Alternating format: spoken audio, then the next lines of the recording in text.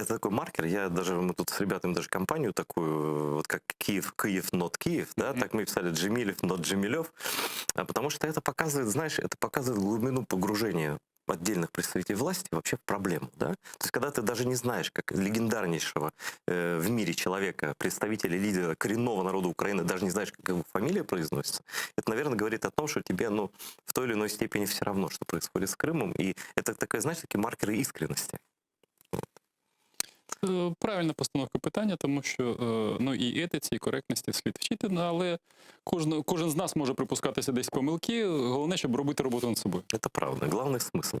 Вот. По смыслу докладываю. Значит, в субботу даю я интервью польскому радио ВНЕТ, WNET. Это такое известное, как раз такое чуть не глобальное польское радио, которое слушают там все политики, кто угодно. У них корпункт в Киеве.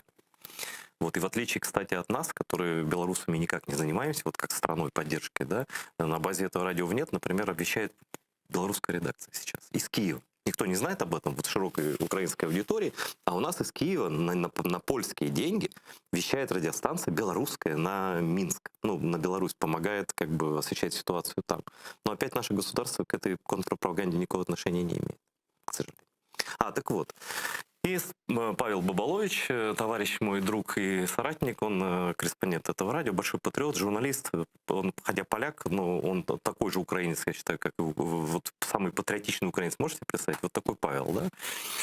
И мы с ним в эфире говорим, он говорит, ты понимаешь, мне звонят из Польши, союз журналистов польского, а я там выступал 3 года назад там, на премии, на вручении, там еще что-то. Они не понимают, что происходит. Они говорят, зачем им закрывать Крымстарский канал? Но они не видят логики, это какой-то самострел в ногу, да? Ну, то есть у тебя и так ничего нет для оккупированных территорий, да? И ты единственную работающую структуру убираешь. То есть товарищ Путин, докладываем, значит, все части отведены с информационного фронта, и все. Он говорит, мне трудно полякам это объяснить. Но я прямым текстом, там переводчик сделал прямой эфир. И я знаю, что парламентарии слушали, и все, кто кому надо, слушали. Вот, и я сказал, что наши чиновники просто вводят вас за нос. Они же... Ты не видел эту резолюцию Европарламента об ассоциации с ЕС? Не читал? Мабуть, ні. Вот видишь, у нас даже мимо информационного поля это прошло. Вот настолько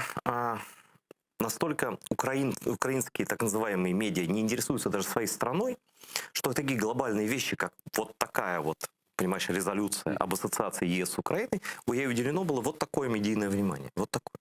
А знаешь почему? Потому что там столько невыполненных аспектов. С боку України мається? Да.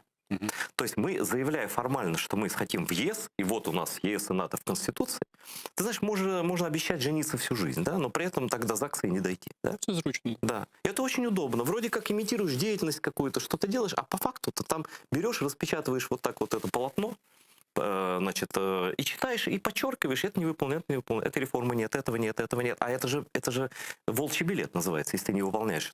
Мы так не играем, европейцы так не играют. Они же проверяют, да, вот соответствует или нет, да. И вот открываем, я же другие статьи не буду, открываем статью 60 этого прекрасного документа. Я тебе даже сейчас зачитаю. И зрителям, кто подзабыл, может, уже тут не мудрено, потому что столько событий происходит. Сейчас я эту резолюцию тебе найду. И всем сейчас. Вот, резолюция. Так. И вот, значит, выходит это, называется название «Соглашение об ассоциации ЕС с Украиной». Резолюция Европарламента от 11 февраля 2021 года. Вот. О выполнении соглашения об ассоциации с Украиной. И тут номер есть, все лежит на сайтах, все. Статья 60. Европейский парламент уделяет пристальное внимание поддержке, оказываемой правительством Украины крымско-татарскому народу. То есть они следят за этим. Дальше. Приємно, да, що там є така згадка. Да, если бы мы такие слова слышали из уст нашего парламента, это было... То есть такое ощущение, что вот парламент Украины вот здесь, вот, понимаешь, в этом тексте. Дальше я читаю. Уделяет пристальное внимание поддержке и выражает озабоченность по поводу отсутствия финансирования в проекте бюджета на 2021 год, представленному Верховной Радой в сентябре 2020 года, для программы переселения и размещения крымских татар или из других национальностей, депортированных с временно оккупированной территории Украины, пишет нам Европарламент. Далее, через точку с запятой. Европарламент призывает Украину принять законы о коренных народах Украины. Ничего не принято. О статусе коренного крымско-татарского народа, о внесении поправок в ее конституцию для признания национально-территориальной автономии крымско-татарского народа в пределах Украины, а именно Крыма, что проистекает из неотъемлемого права коренного крымско-татарского народа на самоопределение и так далее. Ну, это, то есть, опять точка запятая. Все по нотам им расписано, да? Ничего не сделано вообще за 7 лет. И попыток нет. Дальше. Настаивает на том, чтобы украинские власти, я подчеркиваю, не желает, там, не предлагает, а вот там такой глагол употреблен, настаивает на том, чтобы украинские власти решали проблемы единственного крымско-татарского телеканала ЭТР. Это второй раз, когда мы упомянуты в резолюциях Европарламента. Первый раз 16-й год. Дальше. И предложили, внимание, стабильный механизм финансовой и технической поддержки, чтобы телеканал мог продолжать вещание на оккупированной России Крым. Ну, вот такое ощущение, что это наш парламент пишет, а на самом деле это парламент европейский. Они, такое ощущение, что больше нами интересуются, нами, чем мы сами, да? Они знают это все. Ты понимаешь, это поляки, литовцы, эстонцы, я не знаю. Ти здивований. Ну, вообще, да, если честно, да. А І ти понимаєш? я ні. Ну, по-перше, я хочу висловити солідарність з Дякую. телеканалу, тому що я вважаю, що Україна повинна всебічно підтримувати від зазіхань від російського агресора і кримсько-татарський народ, і решту населення Криму, тим самим підтверджує, що він український. Бо якщо Україна не буде це підтверджувати, то, власне, російський агресор переміг. Спочатку переможе ментально, свідомо. Тобто, якщо Україна не буде засвідчувати, що Крим – це Україна, а що таке засвідчення? Це, зокрема, соціальна підтримка Деятельная поддержка. Звичайно, соціальна підтримка тих, хто переїхав. Це медійна, інформаційна вплив на ту територію. Для Постоянно наращиваемый. безперечно. Да. Да? Тобто не лише мріяти про коли-небудь військове звільнення. Бо може бути така ситуація, що не буде кого звільняти. Тобто якщо ми не будемо боротися за уми населення, то їм буде їх промивати.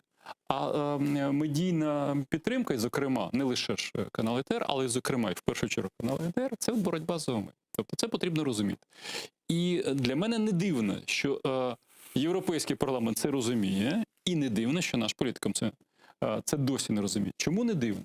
Я коли сюди їхав, вірніше, не коли їхав, а зранку відкрив Фейсбук, мені прийшло нагадування, саме сьогодні. Нагадування моєї власної діяльності 7-річної давнини. 7 років тому я зробив інформацію у Фейсбуці про те, що випустив газету в перший раз російською мовою наш там «Настоящий Крим». Газета для того, щоб не допустити, газета 14 березня 2014 року, щоб не допустити псевдореферендум, який проводили агресори. Тобто упредительний удар такий. Так. Да. Так от це виявилося, що це було з боку Києва єдина взагалі медійна підтримка проти псевдореферендуму.